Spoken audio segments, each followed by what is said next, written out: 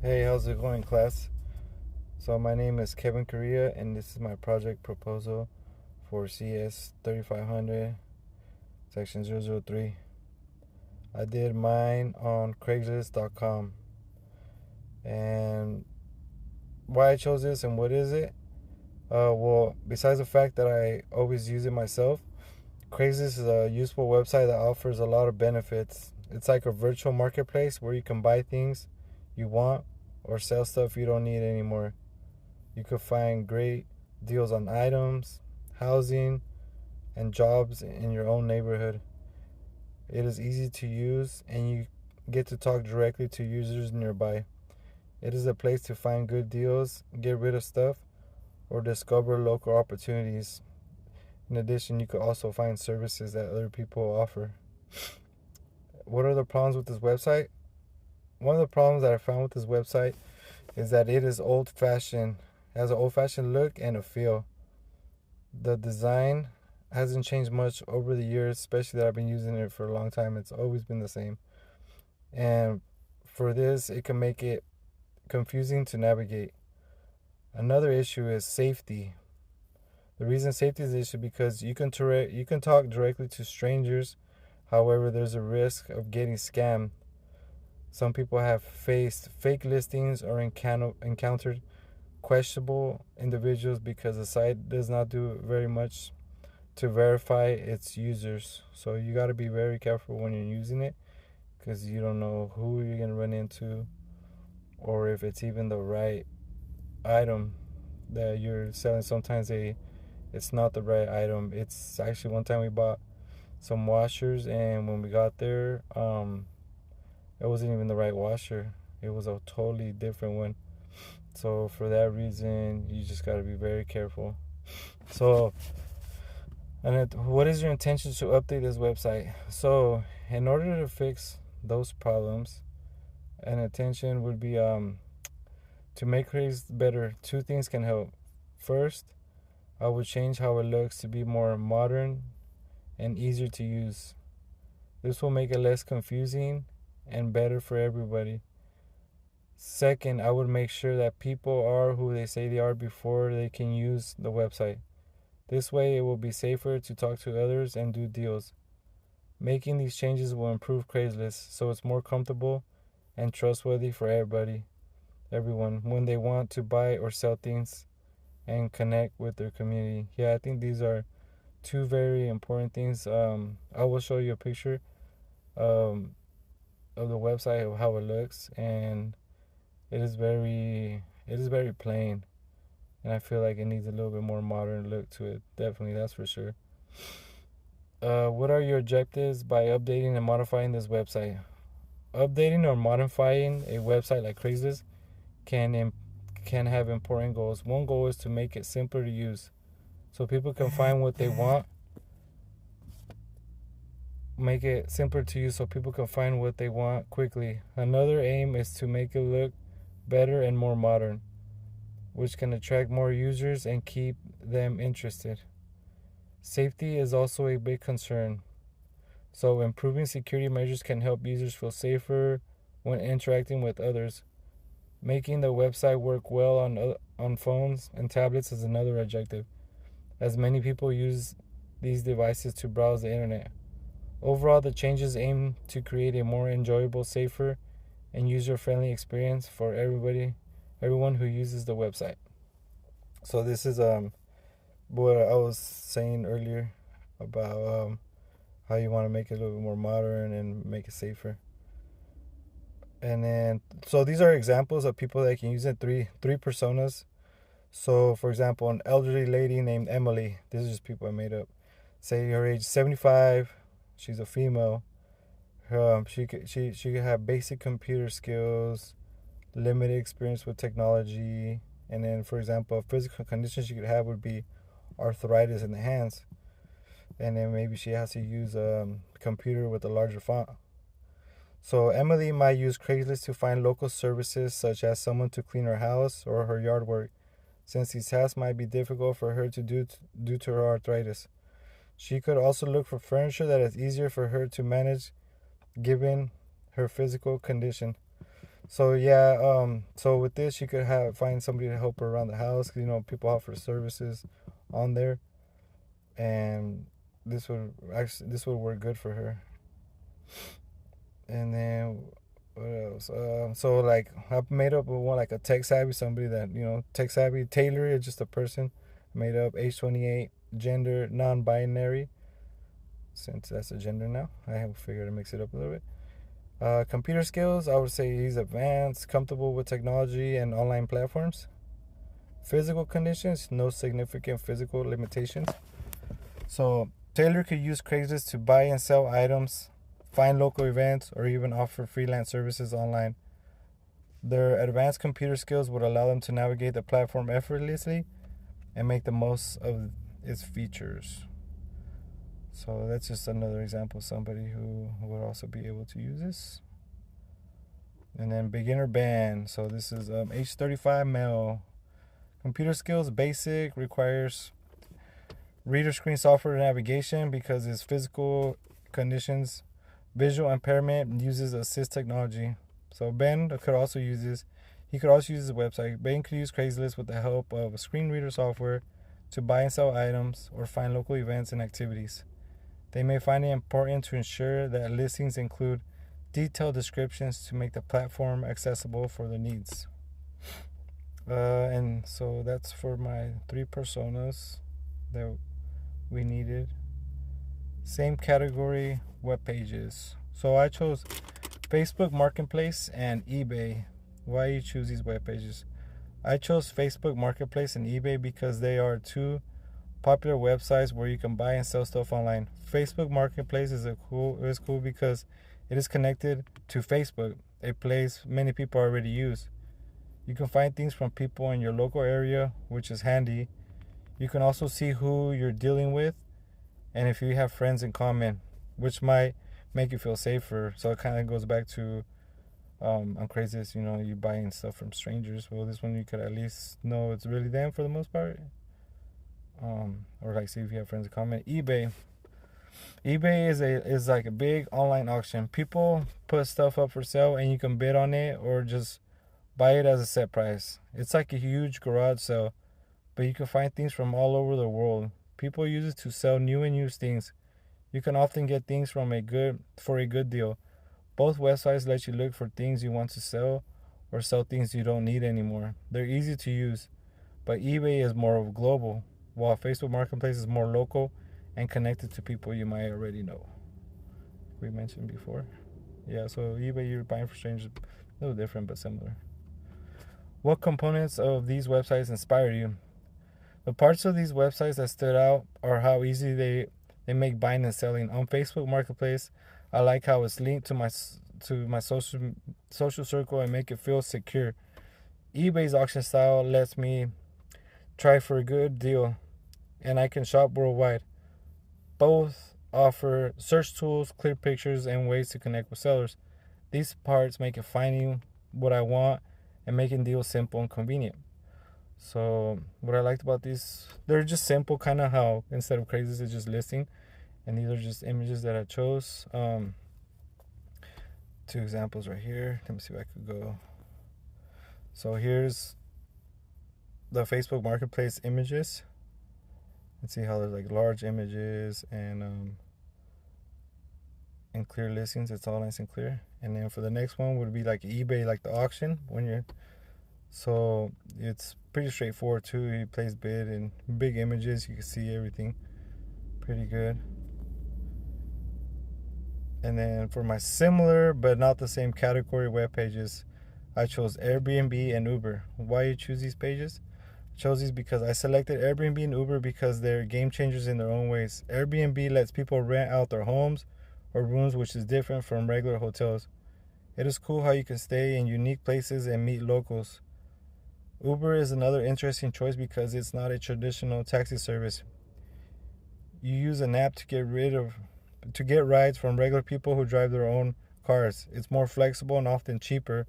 Both Airbnb and Uber use technology to shake up how we stay and move around. They show how the internet can create new and different options, making things more convenient and often more personal for us. So you're using your own stuff. Yeah, similar, different. What components are those websites inspired you? What caught my attention were the innovations features of Airbnb and Uber websites. On Airbnb, I was impressed by how easy it is to explore unique places to stay. The detailed listings with photos, reviews, and host profiles make it feel like you're getting a sneak peek into someone's life. It's exciting to see the variety of options available, from cozy cabins to stylish apartments.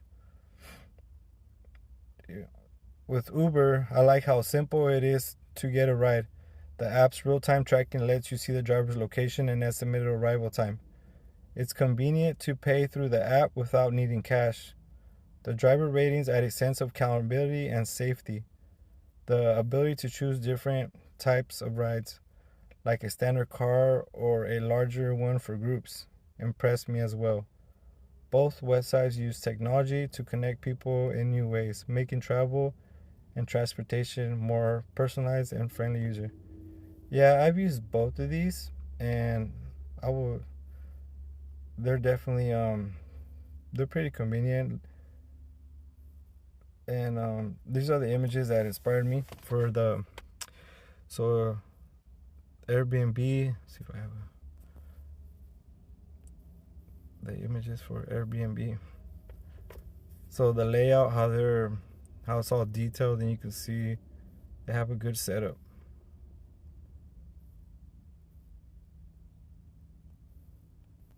And then for the Uber, also the Uber tracking, how you can see where exactly your driver's at.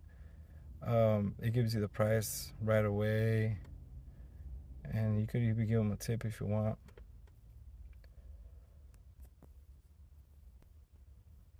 So neither similar nor same category web pages. So I chose YouTube and LinkedIn. Why I chose those web pages? I chose YouTube and LinkedIn because they show how the internet offers different things for us.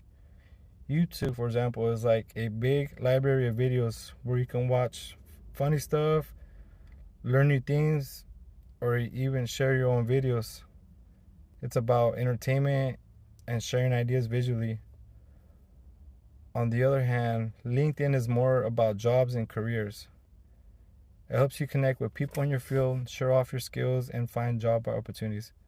It's like a place where you can make professional friends and build your career path.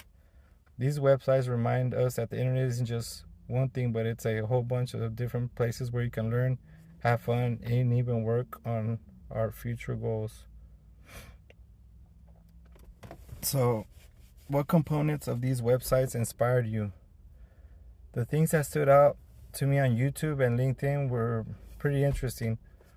On YouTube, I like how easy it is to find all kinds of videos. The way they organize their videos into channels and suggest similar stuff is very convenient. It's like a huge library of videos you can explore. On LinkedIn, I was impressed by how it helps you show off your skills, connect with professionals. The profiles that list your experiences and education are like your online resume. It's also neat how you can see what others are doing in your field and find job listings. Both websites make it easy to find what you're looking for, whether it's entertainment or career related stuff. So these are some YouTube channels, the images I picked. I can find more over here. I have more over here.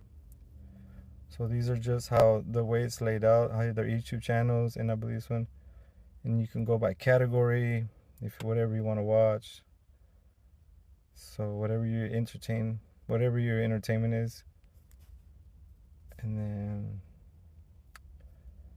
LinkedIn. So this is an example, like someone's profile. It gives their name, their title, what they do, their information. This one has where they studied, and then it gives a description about themselves. You put, your bio.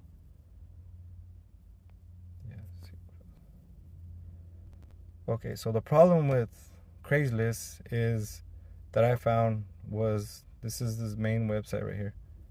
This is how it looks originally. See if I can find a better one.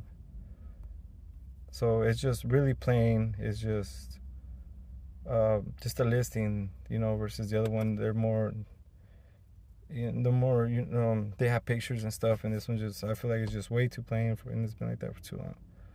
So my proposal, my solution for this would be, I made the drawing sketches, the paper prototypes, and so these are the sections that it actually has 9.